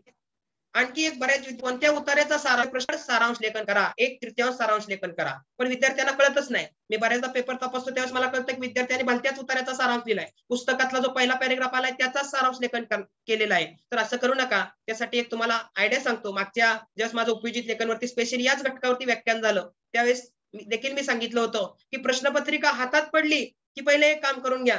जो प्रश्नपत्रिकेतला पहिला उतार आहे त्याला 1 नंबर देऊन टाका पेन्सिलने वरती. 2 नंबरचा उतार आहे त्याला 2 नंबर देऊन टाका आणि जो तिसरा आहे पुस्तकाच्या बाहेरचा त्याला 3 नंबर क्रमांक द्या. आणि त्या पद्धतीने जर तुम्ही केलं तर या तिसऱ्या उतार्याचं तुम्हाला काय करायचंय? सारांश लेखन करायचं. बघा तुमची शंका निरसन झाली असेल, तर मी गडबडतो तिथे उतारात दिलेला नसतो, सारांश लेखन तर सांगितलेलं असतं. पण कोणत्या उताराचं? तर प्रश्नपत्रिकेतल्या तिसऱ्या उतार्याचं. अ, आ, इ हे तुम्हाला काही कळत नाही, पण प्रश्नपत्रिकेत पहिल्यांदा आलाय तो पहिला, दुसऱ्यांदा आलाय तो दुसरा आणि हा तिसरा जो उतारा आहे त्या उतार्याचं तुम्हाला काय करायचं आहे? सारांश लेखन करायचं आहे. हे सारांश लेखन करत असताना बघा एक तुम्हाला नमुना दिलेला आहे. काय नमुना दिलेला आहे? तो सारांश थोडक्यात तुम्हाला तो उतारा वाचून दाखवतो. प्रयत्न हाच यशाचा खरा मूलमंत्र आहे. प्रयत्ने वाळूचे कण रगडिता तेलही गळे असे म्हटले जाते. प्रयत्न केल्यावरच कोणतीही गोष्ट कष्टसाध्य होते. कोणती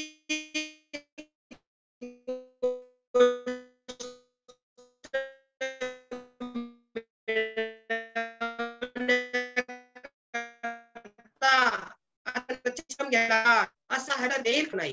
केवळ प्रयत्न करून यश मिळवता येते असेही नाही. आपण केलेले प्रयत्न योग्य दिशेने असायला हवेत, नाहीतर काखेत कळसा गावाला वळसा अशी गत व्हायची. समजा एखाद्या माणसाला इंग्रजी भाषेवर प्रभुत्व मिळवायचे आहे, म्हणून तो आपली शब्दसंपदा वाढवण्यासाठी भलत्याच भाषेचा अभ्यास करत बसला, तर इंग्रजीवर प्रभुत्व कसे बरे मिळवता येईल? त्यासाठी इंग्रजी भाषेचा अभ्यास आकलन करावे लागेल. त्या दृष्टीने इंग्रजी वर्तमानपत्रे, मासिके, टीव्ही किंवा संगणकावरील इंग्रजी मालिका, चित्रपट यांचा चिकाटीने परिश्रमपूर्वक अभ्यास करावा लागेल. दुसरी महत्वाची गोष्ट म्हणजे आपल्या प्रयत्नांना एका बिंदूवर केंद्रित करायचे.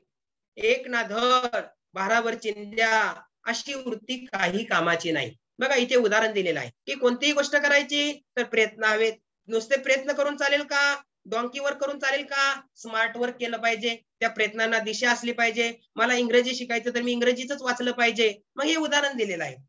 मग सारांश लेखन करत असताना हे इंग्रजी भाषा शिकण्याचं उदाहरण द्यायची काही गरज नाही. इथे आलेली म्हण आहे, काखेत कळसा गावाला वासा, एक ना धड भाराभर चिंध्या, हे ज्या काही म्हणी आल्यात, वाक्प्रचार आलेले आहेत, उदाहरण आले, ती वगळायची. थोडक्यात हा उतारा काय सांगतो मग? ते 25, 30 ते 35 शब्दात कसं लिहिता येईल आपल्याला? की जीवनात यश मिळवायचं असेल तर काय करायला केलं पाहिजे? प्रयत्न हे केलेच पाहिजेत. बघा इथे मी तुम्हाला सारांश लेखन दिलेलं आहे की कशा पद्धतीनं आपल्याला यश मिळवायचे असेल तर प्रयत्न अतिशय गरजेचे आहे. प्रयत्न केल्याशिवाय आपल्याला यश मिळणार नाही किंवा काहीच मिळणार नाही. मात्र त्या प्रयत्नांना देखील योग्य दिशा असणं अतिशय गरजेचं आहे. ते करत असताना एकाच गोष्टीवर आपण लक्ष केंद्रित करणं गरजेचं आहे. इंग्रजी भाषा शिकायची तर इंग्रजीवर लक्ष केंद्रित केलं पाहिजे. एखाद्या खेळात मला प्रावीण्य मिळवायचं आहे, समजा मला क्रिकेट पण आवडतं, फुटबॉल पण आवडतं, मग सकाळी अर्धा तास क्रिकेट खेळतो, संध्याकाळी फुटबॉल खेळतो आणि दोन्हीतलंही मला नीट जमत नाही, असं करू नका. तर आज सकाळी आपल्याला उमेश सरांनी जे मार्गदर्शन केलं, कदाचित त्या मार्गदर्शनाला अनुसरून आजचा हा उतारा आहे की काय नाही बाबा, जीवनामध्ये काय करायचं आपल्याला? प्रयत्न करायचे. 10वी नंतर यशाचा मार्ग निवडायचा आहे. मला काय करिअर करायचे आहे ते नीट पाहिजे. तर एखादा विद्यार्थी काय करतो? नाही 11वीला गेला सायन्सला जातो, नाही बोलतो मला झेपत नाही, आता मी कॉमर्सला येतो. परत कॉमर्सला येतो, नाही बोलतो आता मी आर्टला जातो, मला काही जमत नाही. अशाच पद्धतीनं वेगवेगळ्या कोर्सेसला जातात आणि मध्येच गडबड करतात. बघा निबंध लेखनाचा प्रश्न लिहित असताना तुम्हाला अनुभव आला असेल की काय नाही, आपण नदीचे आत्मकथन लिहायला घेतो, थोडी सुरुवात करतो आणि गडबडले असं वाटतो. त्यापेक्षा कोरोना महामारी लिहूया. कोरोना महामारी 4-5 वेळी लिहितो, नंतर बोलतो याचं पण मला काय लिहिता येणार, मग प्रसंग लेखन लिहितो. काय नाही, तुमचा शाळेत पहिला क्रमांक आला आणि त्याचं बक्षीस वितरण आहे आणि तो प्रसंग तुम्हाला लिहायचा आहे. मग याच्यामध्ये काय झालं?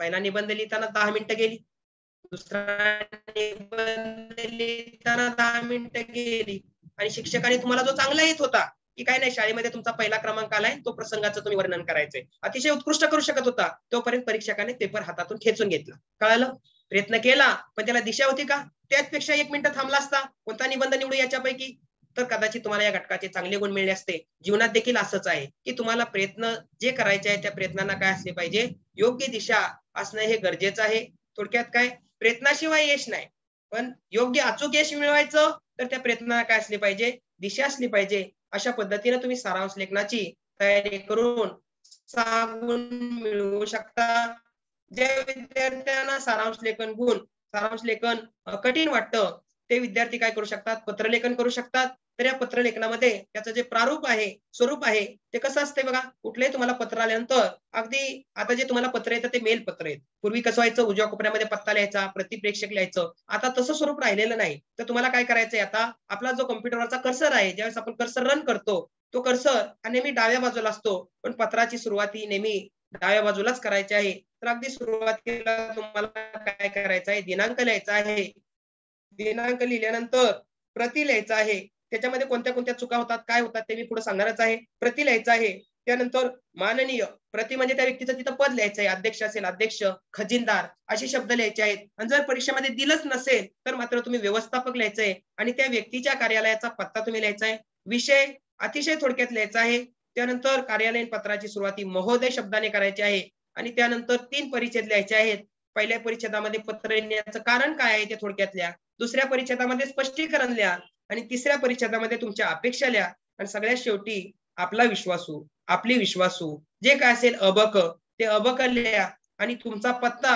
आणि शेवटी तुमचा ईमेल कारण हे पत्र काय ईमेल पत्र आहे ईमेल लिहित असताना मात्र सगळी अक्षरं स्मॉल काढा त्याच्यामध्ये स्पेस ठेवू नका ही खबरदारी घ्या या आधीच्या व्याख्यानात देखील तासिकांमध्ये हे तुम्हाला सगळं सांगितलेलंच आहे बघा इथे कोणत्या नात्यानं पत्र लिहायचं हा अतिशय महत्वाचा घटक आहे की तुम्ही शाळेचे ग्रंथपाल आहात आणि ग्रंथपाल या नात्याने एक पॉम्पलेट आलेले आहे जाहिरात आलेली आहे काय जाहिरात आलेली आहे अनमोल प्रकाशन ग्रंथप्रेमींसाठी भव्य ग्रंथ विक्री कुठले कुठले ग्रंथ आहेत धार्मिक ग्रंथ आहेत बालकांसाठी पुस्तक आहेत गृहिणींसाठी पुस्तक आहेत सवलत किती आहे 30% सवलत आहे कधी आहे हे प्रदर्शन ग्रंथांची विक्री 15 जुलै ते 30 जुलै कुठे आहे अनमोल प्रकाशन संस्था आप्पा बळवंत पुणे मग तुम्हाला पुस्तकांची मागणी करायची आहे तर आपलं पत्र कसं होईल पहिल्यांदा दिनांक लिहावी लागेल मग बरेचसे विद्यार्थी पेपर देतात असं करू नका तुमच्या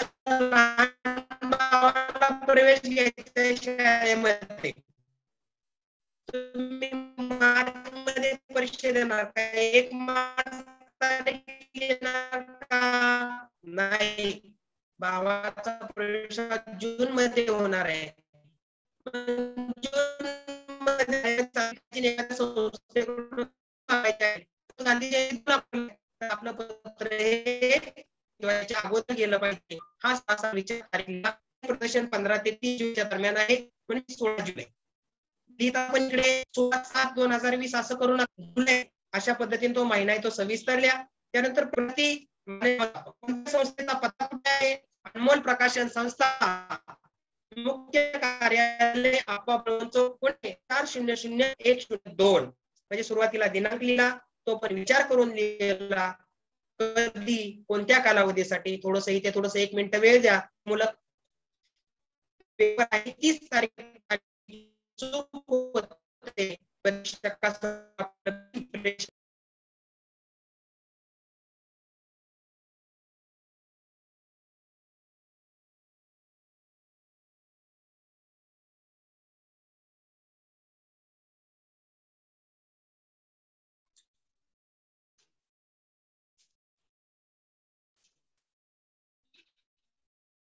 तर आवाज येतो का नेटवर्कचा खूपच इश्यू येतोय माझ्याकडे नाव टाकलं विषय काय तर पुस्तकांच्या मागणीबाबत थोडक्यात लिहायचंय बरेचसे विद्यार्थी काय करतात पुस्तकांच्या मागणीबाबत पत्र लिहित आहोत असं करू नका की काय पुस्तकांच्या मागणीबाबत महोदय महोदय लिहिल्यानंतर जे संबोधन आहे ते महोदय वापरायचं आहे.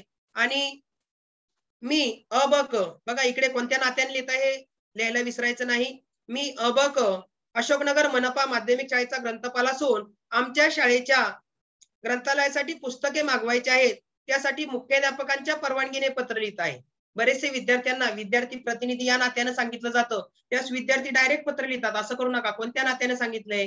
ग्रंथपाल म्हणून सांगितलंय, व्यवस्थापक म्हणून सांगितलंय, किंवा एखाद्या लॅबचा प्रमुख असेल, लॅब असिस्टंट, त्या नात्याने सांगितलंय. ते नातं लिहायला विसरू नका. इथे आहे पण कुणाच्या सल्ल्याने काम करणार आहे, तर तो सल्ला असणार तो मुख्याध्यापकांचा असणार आहे. म्हणून मी मुख्याध्यापकांच्या परवानगीने पत्र लिहित आहे, असा पत्र लिहिण्याचा हेतू सांगितला. दुसऱ्या परिच्छेदामध्ये स्पष्टीकरण द्या की आम्हाला जी पुस्तके हवी आहेत त्यांची यादी सोबत जोडली आहे.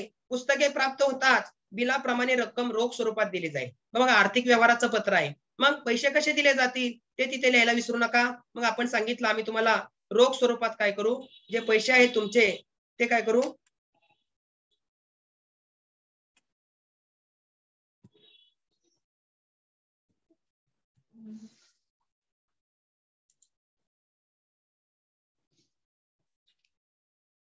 हा बघा याच्यानंतर पुस्तकांची यादी किंवा कोणती कोणती पुस्तकं आम्हाला हवी आहेत त्या पुस्तकांची यादी आम्ही सोबत देत आहोत. कुठली पुस्तकं हवी आहेत आपल्याला, किती हवे आहेत, कोणता लेखक आहे. कारण इकडे बघा बाकी वस्तू असतील तर आपले दोनच कॉलम बनतात. काय कॉलम बनतात? अनुक्रमांक, वस्तूचं नाव आणि संख्या. पण एकाच लेखकाची दोन दोन पुस्तकं असू शकतात. म्हणून आपल्याला कोणत्या लेखकाचं पाहिजे, म्हणून इकडे काय करायचं, पुस्तकांची मागणी आल्यानंतर खेळाचं साहित्य आलं तर मग अनुक्रमांक, साहित्याचं नाव आणि संख्या. बॅट किती पाहिजे, 2 पाहिजेत. बॉल, फुटबॉल, तर याच्यामध्ये 3च कॉलम बनतील. मात्र पाठ्यपुस्तकांच्या मागणीमध्ये पुस्तकांच्या मागणीमध्ये कॉलम 4 बनतील. लेखक हा कॉलम वाढतो. तर इथे मी नमुना वजा तुम्हाला काही पुस्तकं दिलेली आहेत की एक आम्हाला काय पाहिजे, श्यामची आई पुस्तक पाहिजे. लेखक कोण आहेत, साने गुरुजी. संख्या किती, 5 पाहिजे. ययाती वि स खांडेकरांचा आहे, किती पाहिजे, 2 पुस्तकं पाहिजेत. नटसम्राट वि.वा. शिरवाडकरांचं किती पाहिजेत, आम्हाला 4 प्रती पाहिजेत. मग या दुसऱ्या परिच्छेदामध्ये पुस्तकांची यादी द्या. पैसे कसे देणार आहे त्या. आणि तिसऱ्या परिच्छेदामध्ये तुम्ही अपेक्षा, काय अपेक्षा आहे, एकच अपेक्षा आहे, आम्हाला सवलत जास्तीत जास्त मिळावी आणि पुस्तके लवकरात लवकर मिळावी. बघा तिसऱ्या परिच्छेदामध्ये मग आपली जी अपेक्षा आहे ती अपेक्षा लिहा. आणि शेवटी कळावे आपला विश्वासू अबक. कोण आहे अबक, तर खाली ग्रंथपाल लिहायला विसरू नका. कोणत्या शाळेचा ग्रंथपाल, अशोकनगर मनपा माध्यमिक शाळा. कधी कधी शाळा सुद्धा तिकडे पॉम्पलेट मध्ये दिली जाते, कोणत्या शाळेचे ग्रंथपाल आहात. मग बऱ्याचदा बरेचसे विद्यार्थी आपल्या शाळेचं नाव टाकतात, मग त्यावेळेस तुमचे पत्राचे मार्क जाण्याची शक्यता आहे. काय दिलं आहे याच्याकडे नीट लक्ष द्यायचं आहे आणि मगच पत्र लिहायचं आहे. इथे दिलं नव्हतं म्हणून मी माझ्या शाळेचं नाव टाकलं. आपला विश्वासू अबक, ग्रंथपाल अशोकनगर मनपा माध्यमिक शाळा, रामनगर कांदिवली पूर्व, मुंबई 400101. नंतर शाळेचा ईमेल ऍड्रेस, आमच्या शाळेचा ईमेल ऍड्रेस आहे अशोकनगर स्कूल 12@gmail.com. बघा इथे काय केलेलं आहे, सगळे अक्षर स्मॉल, कुठल्याही प्रकारचा स्पेस दिलेला नाही. बरेचसे विद्यार्थी स्पेस देतात किंवा पहिला अक्षर कॅपिटल काढतात. या मेल साठी 1 मार्क आहे. म्हणून ईमेल अतिशय व्यवस्थित लिहायचा आहे. असं केलं तर तुम्हाला पत्राचे चांगले गुण मिळतील. पत्र कठीण वाटत असेल तर तुम्ही सारांश लेखन या घटकाची तयारी करा. पुढचा जो घटक आहे तो म्हणजे जाहिरात लेखन. बघा आजचं युग हे जाहिरातीचं युग आहे. असं म्हणतात बोलणाराची माती विकली जाते. आणि एखादा बाजारात सोनं घेऊन बसलेला आहे पण तो बोलतच नाही, जाहिरातच करत नाही, ऍडव्हर्टाइजच करत नाही, तर त्याला कुणी घेणार नाही. आजचं युग हे मार्केटिंगचं युग आहे आणि त्या मार्केटिंगच्या युगामध्ये आपला विद्यार्थी टिकला पाहिजे. म्हणून हा घटक अभ्यासक्रमामध्ये आलेला आहे. कोणताही घटक गैरलागू म्हणून अभ्यासक्रमात कधीच येत नाही. त्याचा उपयोग हा आपल्याला भावी जीवनामध्ये हा होणारच असतो. तर या जाहिरात लेखनामध्ये आपल्याला वेगवेगळ्या वस्तू, पदार्थ, दुकान, कार्यशाळा या विषयीच्या जाहिराती बनवायच्या असतात. जसं की प्रवासी बॅगची जाहिरात बनवा, पेनची जाहिरात बनवा, कंपास, सायकल यांची जाहिरात बनवा. पदार्थामध्ये बिस्किट, केक, चॉकलेट यांची जाहिरात बनवा. दुकानामध्ये शालेय गणवेशाचं दुकान असेल, बेकरी असेल, आईस्क्रीम पार्लर असेल, अशा वेगवेगळ्या विषयांवरती काही शब्द दिले जातात आणि त्या शब्दांवरून आपल्याला काय बनवायचे असते, जाहिरात बनवायची असते. आता ही जाहिरात बनवत असताना काही खबरदारी आपण घेतली पाहिजे. पहिली खबरदारी काय घेतली पाहिजे, ही जाहिरात आहे. तो वारंवार भलं मोठं पॉम्पलेट लिहिलं आणि त्या पॉम्पलेट वरती 1000 शब्दांमध्ये जाहिरात केली, कोण बघणार आहे त्याच्याकडे. गाडीवर एखादा जातो, गाडीवरून तो 1000 शब्द कधी वाचेल, 100-200 शब्द. तर थोडक्यात ती जाहिरात असली पाहिजे, कमीत कमी शब्दांमध्ये ती जाहिरात असली पाहिजे आणि ती शब्द हे अतिशय महत्वाचे असले पाहिजे. त्यानंतर ज्याची तुम्ही जाहिरात करताय, भले शाळा असू द्या, कार्यशाळा असू द्या, पदार्थ असू द्या, दुकान असू द्या, तर त्या दुकानाची वैशिष्ट्य काय आहेत, गुणवत्ता काय आहे, खासियत काय आहे, क्वालिटीज काय आहेत, त्या क्वालिटीज लिहायला विसरू नका. त्यानंतर एखाद्याला तुमच्याशी संपर्क करायचा आहे तर तुमचं दुकान कधी उघडा असेल, कार्यशाळा कधी असेल, कोणत्या तारखेला असेल, हे लिहायला विसरू नका. त्यानंतर सवलत, कारण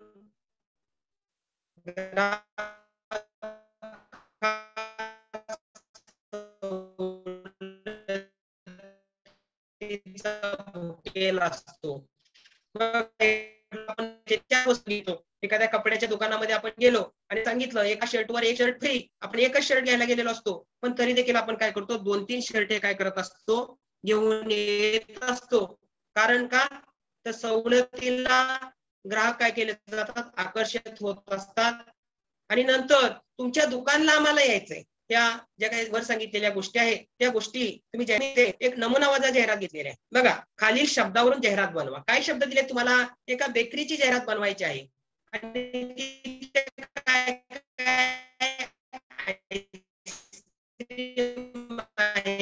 केक आहे, ताजे पदार्थ असे सगळे उपलब्ध आहेत आणि अशा बेकरीची तुम्हाला काय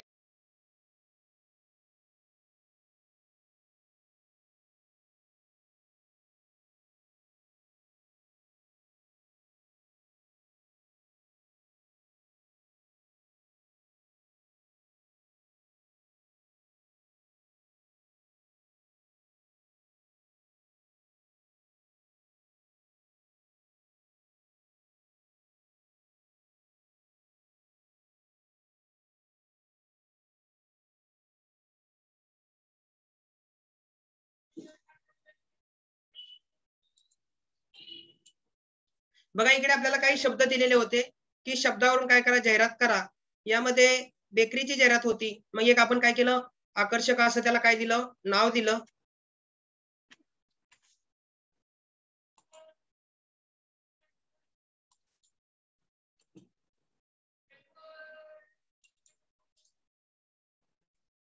बघा, बाहुबली बेकरी.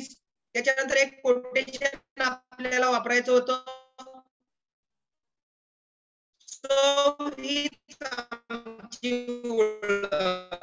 बघा आमची ओळख काय दुसरी काय नाही, तर आमच्याकडे चव. तुम्ही याल तर परत येत राहाल. मग चव हीच काय होती, आमची ओळख होती. त्यानंतर सर्व प्रकारची बेकरी उत्पादनं, खारे आहेत, पेस्ट्रीज आहेत, सर्व प्रकारचे केक उपलब्ध आहेत. म्हणजे ही झाली आपल्या दुकानची वैशिष्ट्य. त्यानंतर मी सांगितलं बघा, दुकानाची वेळ लिहायची आहे. कधी दुकानाची वेळ, की सकाळी 8 ते रात्री 9 पर्यंत आमचं दुकान उघडं असेल. किती सवलत आहे, 10% सवलत आहे.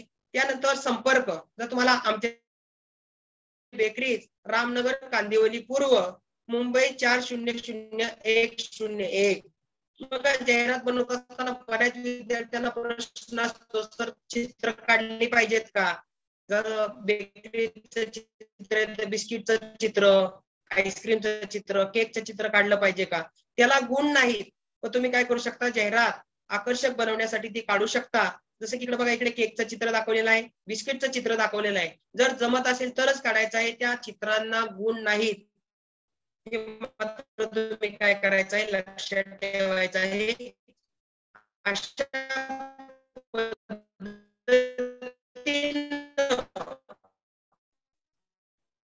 तुम्ही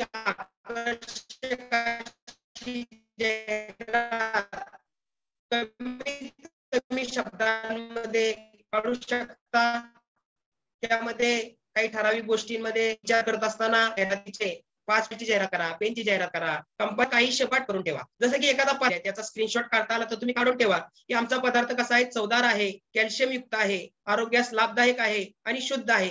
त्यानंतर वस्तू कशा आहेत, वस्तू आमच्या टिकाऊ आहेत, दर्जेदार आहे, रंगाची हमी आणि स्वस्त आहेत. त्याचबरोबर कार्यशाळा असेल तर काय, आमच्या कार्यशाळेमध्ये वैयक्तिक लक्ष दिलं जातं, शिस्त, व्यक्तिमत्वाचा विकास केला जातो आणि याची सगळी आम्ही हमी देतो. असे काही ठराविक शब्द तुम्ही काय करा, तयार करून ठेवा, जेणेकरून तुम्हाला जाहिरात, कोणतीही जाहिरात आली, पदार्थ, वस्तू, शाळा, कार्यशाळा, तरी तुम्हाला थोडीशी याची काय होईल, मदत होईल. आणि सगळ्यात शेवटी मात्र पत्ता, ईमेल लिहायला काय करू नका, विसरू नका. अशा पद्धतीनं तुम्ही जाहिरात घटकाची तयारी करू शकता. त्यानंतर पुढचा जो घटक आहे तो म्हणजे बातमी लेखन. यामध्ये बातमी लिहित असताना मथळा म्हणजे जे टायटल आहे ते अतिशय महत्वाचं टायटल आहे. या टायटलच्या पुढे क्रियापद जोडू नका. अशोकनगर मनपा शाळेत शिक्षक दिन साजरा. पुढे झाला शब्द लिहायची गरज नाही. शॉर्ट मध्ये लिहा अशोकनगर मनपा शाळेत शिक्षक दिन साजरा. त्यानंतर मथळा लिहिला. मथळा लिहिल्यानंतर खालच्या वेळेला दिनांक लिहायचा आहे आणि कुठून बातमी देताय ते ठिकाण पण तुम्हाला लिहायचं आहे. किंवा 16 ऑगस्ट मुंबई अशा पद्धतीने दिनांक तुम्हाला लिहायचा आहे. आणि पुढचा जो घटक आहे तो परिच्छेद, की पहिल्या परिच्छेदामध्ये थोडक्यात जे काय झालं ते डिटेल मध्ये लिहा आणि सविस्तर दुसऱ्या परिच्छेदामध्ये लिहा. मग इकडे नमुना तुम्हाला दिलेला आहे. अशोकनगर मनपा शाळेत स्वातंत्र्य दिन साजरा. बघा हे करत असताना स्वातंत्र्य दिन साजरा झाला. कधी बातमी जाणार आहे आपली? 15 ऑगस्टला झाला. 16 ऑगस्टला बातमी जाणार आहे. गांधी जयंतीची बातमी 3 तारखेला जाणार आहे. प्रजासत्ताक दिनाची बातमी 27 तारखेला जाणार आहे. पर्यावरण दिनाची बातमी 5 जूनला म्हणून 6 जूनला जाणार आहे. थोडक्यात काय बातमीचं जर तुम्हाला हे करायचं असेल तर तुम्ही एक यादी बनवा कॅलेंडर मध्ये जे महत्वाचे दिवस आहेत आणि ते महत्वाचे दिवस काय करा, ज्या तारखेला आहे त्याची पुढची तारीख तुम्हाला बातमीमध्ये लिहायची आहे. बघा इथे स्वातंत्र्य दिनाच्या पुढची तारीख 16 ऑगस्ट लिहिली. कुठे स्वातंत्र्य दिन झाला? कांदिवली. कोण बातमी देते? आमच्या वार्ताहराकडून. अशोकनगर मनपा शाळा कांदिवली येथे 15 ऑगस्ट रोजी भारताचा स्वातंत्र्य दिन सोहळा दिमागात साजरा करण्यात आला. मुलांनी राष्ट्रगीत, ध्वजगीत व समूहगीत यांचे गायन केले. या कार्यक्रमाला प्रमुख पाहुणे म्हणून स्थानिक नगरसेवक राजेश पाटील उपस्थित होते. असा पहिला परिच्छेद लिहा आणि दुसऱ्या परिच्छेदामध्ये त्याचं डिटेल मध्ये स्पष्टीकरण तुम्ही देऊ शकता. स्वातंत्र्य दिनानिमित्त शाळेत भारताचा स्वातंत्र्य लढा यावर वक्तृत्व स्पर्धा घेण्यात आली होती. या स्पर्धेत अनेक विद्यार्थ्यांनी सहभाग घेतला होता. प्रमुख पाहुण्यांच्या हस्ते विजेत्यांना बक्षिसे देण्यात आली. यानंतर विद्यार्थ्यांची भाषणे झाली. शेवटी प्रमुख पाहुण्यांनी आपल्या देशाची स्वातंत्र्य लढ्याची माहिती व स्वच्छतेचं महत्व सर्वांना समजावून सांगितलं आणि अतिशय उत्साहात हा स्वातंत्र्य दिन काय करला, स्वातंत्र्य दिनाचा कार्यक्रम पार पडला. थोडक्यात काय बातमी लिहित असताना मथळा, दिनांक, ठिकाण आणि जे घडलंय त्या क्रमाने लिहा. जे महत्वाचं आहे तेच लिहा. फापट पसारा लिहायची गरज नाही. पाहुणे आले, खुर्चीवर बसले, नंतर उठले, माईक हातामध्ये घेतला, इन डिटेल नको. जे काय महत्वाचं आहे ते. कारण बघा वर्तमानपत्र हातात घेतलं आपण किती मिनिटं वर्तमानपत्र हातामध्ये ठेवतो? माझ्या माहितीनुसार फक्त 2 ते 3 मिनिटांमध्ये 4 मिनिटांमध्ये आपण वर्तमानपत्र वाचतो. म्हणून काय असली पाहिजे? बातमी आकर्षक असली पाहिजे, थोडक्यात असली पाहिजे. पुढचा जो घटक आहे तो अतिशय सोपा कथा लेखनाचा घटक. 3 प्रकारे प्रश्न यामध्ये विचारला जातो. शब्दावरून कथा लेखन करा, मुद्द्यावरून कथा लेखन करा आणि अपूर्ण कथा पूर्ण करा. यामध्ये कथा लेखन कोणत्याही प्रकारचे येऊ द्या, 2-3 गोष्टी लक्षात ठेवा. कथा भूतकाळामध्ये लिहा, कारण कथा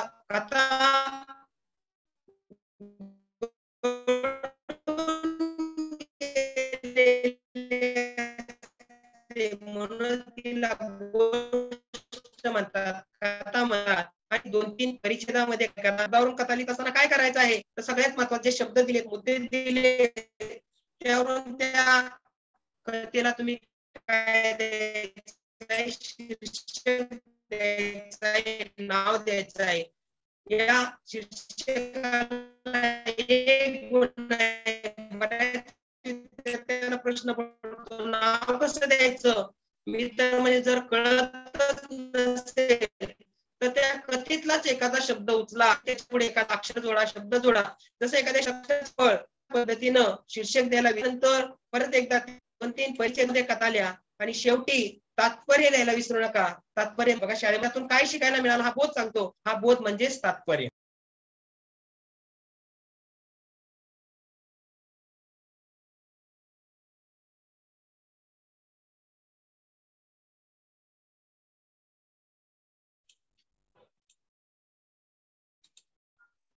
अशा पद्धतीने तुम्ही काय करू शकता, या घटकाची तयारी करू शकता. अपूर्ण कथा काय करू शकता, पूर्ण करू शकता.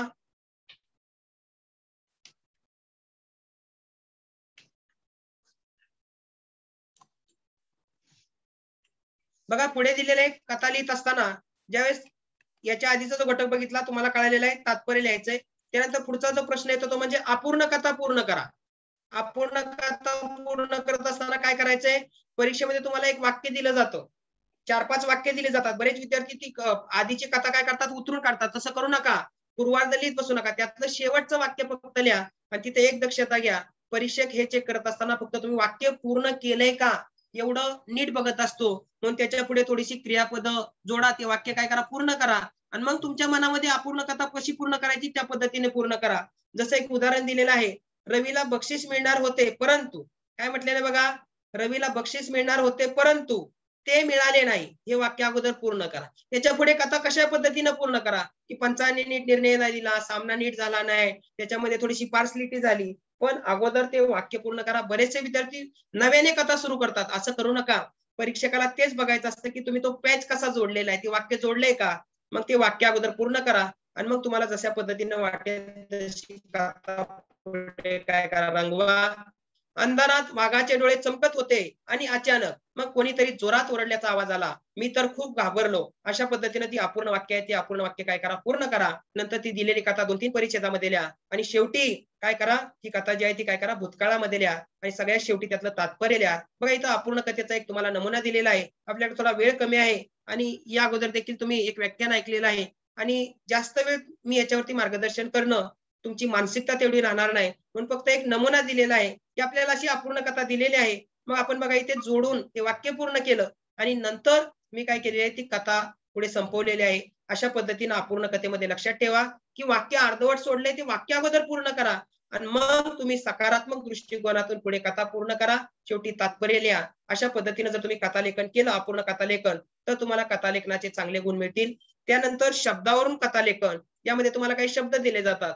जसं इथं दिलेलं आहे की गाई, एकी, सिंह, एवढे शब्द दिलेले आहेत आणि याच्यावर कथालेखन करायचं आहे. ते शब्द डोक्यात ठेवा आणि त्यानुसार तुम्ही कल्पना मांडा. तुमच्या मनामध्ये प्रसंग ठरवा आणि त्या प्रसंगानुसार कथालेखन करा. अशा पद्धतीने मुद्द्यावरून कथालेखन, शब्दावरून कथालेखन, अपूर्ण कथा कशी पूर्ण करायची, यापैकी एक प्रकार कुठला तरी परीक्षेमध्ये विचारला जातो, पण अतिशय सोपा आहे. आतापर्यंत आपण बऱ्याचदा कथा या लिहिलेल्या आहेत. फक्त काही गोष्टी लक्षात ठेवा, शीर्षक द्यायला विसरू नका, भूतकाळामध्ये लिहायला विसरू नका आणि 2 ते 3 परिच्छेदामध्ये कथालेखन करा. शेवटचा घटक आहे प्रश्न क्रमांक 5 की जो 8 गुणांसाठी आहे.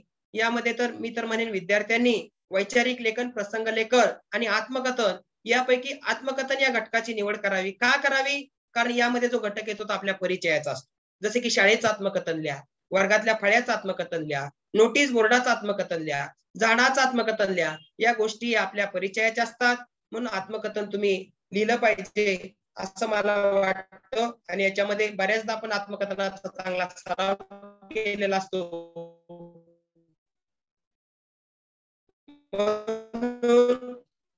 आत्मकथन हा घटक निवडा. तर या आत्मकथनाची तयारी करत असताना एक गोष्ट लक्षात ठेवा, आत्मकथन म्हणजे माहिती लिहिणं. बघा तुम्हाला परीक्षेमध्ये प्रश्न येतो, शाळेत आत्मकथन लिहा. बरेचसे विद्यार्थी काय करतात, आमच्या शाळेमध्ये इतक्या वर्ग खोले आहेत, आमच्या शाळेमध्ये ग्रंथालय आहे, आमच्या शाळेमध्ये मैदान आहे.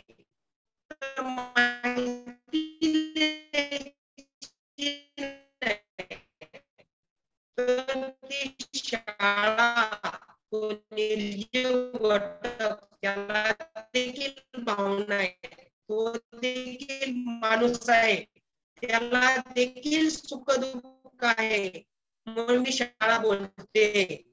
बघा विद्यार्थ्यांनो, मला तुमच्याशी बोलायचंय, तुम्ही इथे शिकता, पण बरेचसे विद्यार्थी अभ्यासामध्ये लक्ष देत नाही. मला खूप मित्रांकडून त्या अपेक्षा तुम्ही लिहायच्या आहे. काय तर तो काय आहे, सजीव कथन लिहायचा आहे. आपण ती वस्तू आहोत.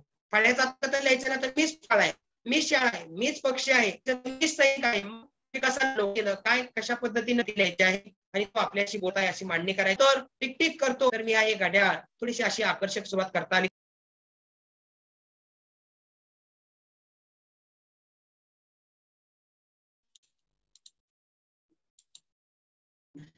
त्यानंतर त्या घटकाच्या ज्या अपेक्षा आहेत, त्या अपेक्षा तुम्ही लिहायच्या आहेत. अशा पद्धतीनं तुम्ही आत्मकथन या घटकाची चांगल्या पद्धतीने तयारी करू शकता.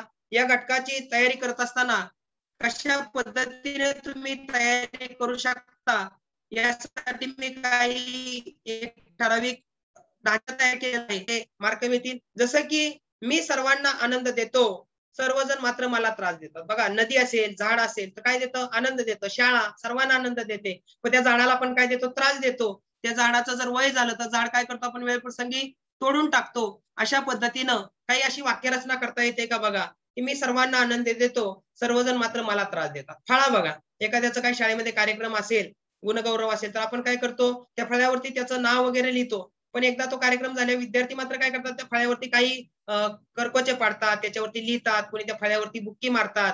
मी सगळ्यांना आनंद देतो, मला मात्र सगळे त्रास देतात. नदीचं आत्मकथन आहे. मी सगळ्यांना पाणी देते, सगळ्यांची ताण भागवते, मात्र कचरा कुठे टाकला जातो, माझ्यामध्ये टाकला जातो. अशा पद्धतीने थोडीशी रचना करा. माझ्याकडून खूप अपेक्षा करतात, माझ्या पदरी मात्र कायम काय असते, निराशा असते.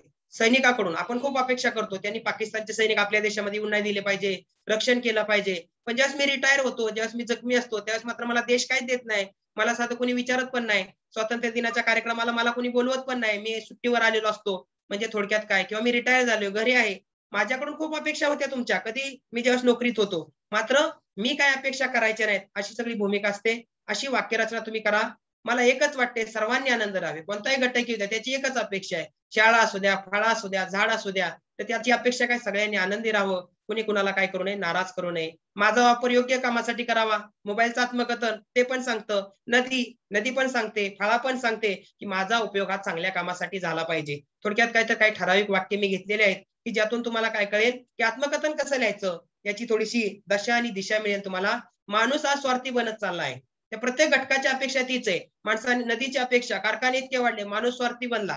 लक्षात येतंय? तर असे काही घटक आहेत. सर्व सुखी तर मी पण सुखी. नदी बोलते काय नाही, माणूस सुखी राहिला पाहिजे. माणूस सुखी राहिला तर मी पण सुखी होईल. माझं होणारं प्रदूषण काय केलं पाहिजे, थांबवलं पाहिजे. अशा पद्धतीने या घटकासाठी वाक्यरचना थोडीशी करा. त्या घटकाच्या ज्या भावभावना आहेत, त्या भावभावना तुम्ही मांडण्याचा प्रयत्न करा. त्यानंतर वैचारिक निबंध लेखन. बघा, हा जो घटक आहे मी सांगितलं, शक्यतो अवॉइड करा. जर तुमचं वाचन चांगलं असेल, पुस्तकाचं वाचन असेल, वर्तमानपत्राचं वाचन असेल, चालू घडामोडींचा अभ्यास असेल, समजा कोरोना एक भयंकर संकट, हा निबंध लिहायचा आहे, तर त्या कोरोनाची माहिती तुम्हाला पाहिजे. कोणत्या देशात आला, कधी आला, त्याच्यामुळे काय त्रास होतो.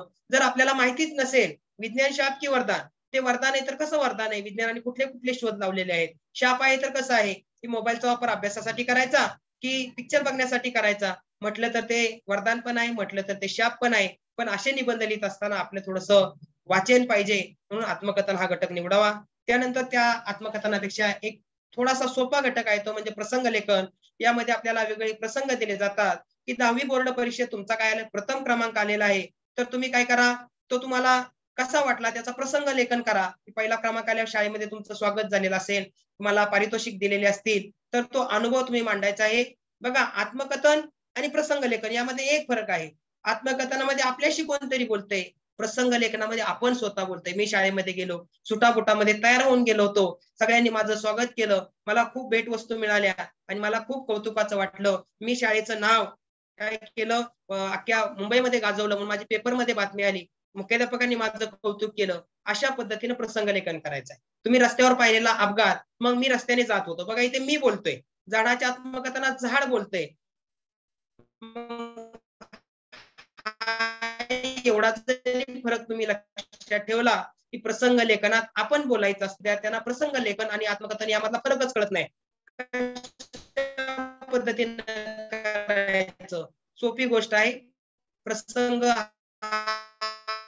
आपल्याला दिलेला असतो आणि तुम्ही एखाद्या विज्ञान प्रदर्शनात गेलाय 2 तास, विज्ञान प्रदर्शनातले तुमचे 2 तास, इथे तुम्हाला काय करायचं, थोडक्यात प्रसंग लेखनात आपला अनुभव असतोय. अशा पद्धतीने प्रसंग लेखनाची पुढे काय झालं, पुढे काय झालं, अशी भाषा शैली तुम्ही वापरा. अशा पद्धतीनं जर तुम्ही हे जे 5 विभाग आहेत, गद्य विभाग, पद्य विभाग, सुवाचन विभाग, व्याकरण विभाग आणि आता जो मी घेतला तो लेखन विभाग, याची जर तयारी केली, तर मला वाटतं तुम्हाला आताची 9वी वार्षिक परीक्षा तर सोपी जाईलच, पण ज्याला आपण म्हटलं, परत एकदा शेवटी सुरुवात केली त्या शब्दावरती येतो, की 10वी जीवनाचा पाया आहे.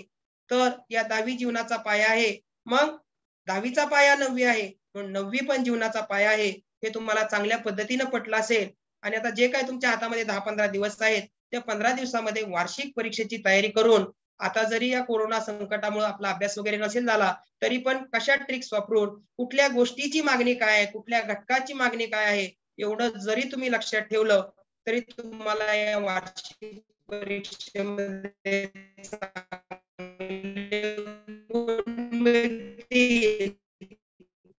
आणि पुढच्या वर्षी अशा पद्धतीनं तयारी केली पाहिजे. तर मी म्हणतो की गद्य विभागामध्ये जसं पुस्तक वाचन सांगितलं, पद्य विभागामध्ये जसं मी सांगितलं काय करा, तर संकलित कवितांची माहिती करा, व्याकरणाची कशी तयारी करा, निबंध लेखन, पत्रलेखन यामध्ये कोणत्या चुका होतात याची खबरदारी आतापासूनच घेतली तर देर हे दुरुस्त हे असं म्हटल्या पद्धतीनं आपली चांगली तयारी होईल आणि आपल्याला जास्तीत जास्त वार्षिक परीक्षेमध्ये किंवा 10वीच्या परीक्षेमध्ये गुण मिळतील एवढं मी बोलतो आणि माझं हे जे काही विशेष व्याख्यान आहे ते थांबवतो.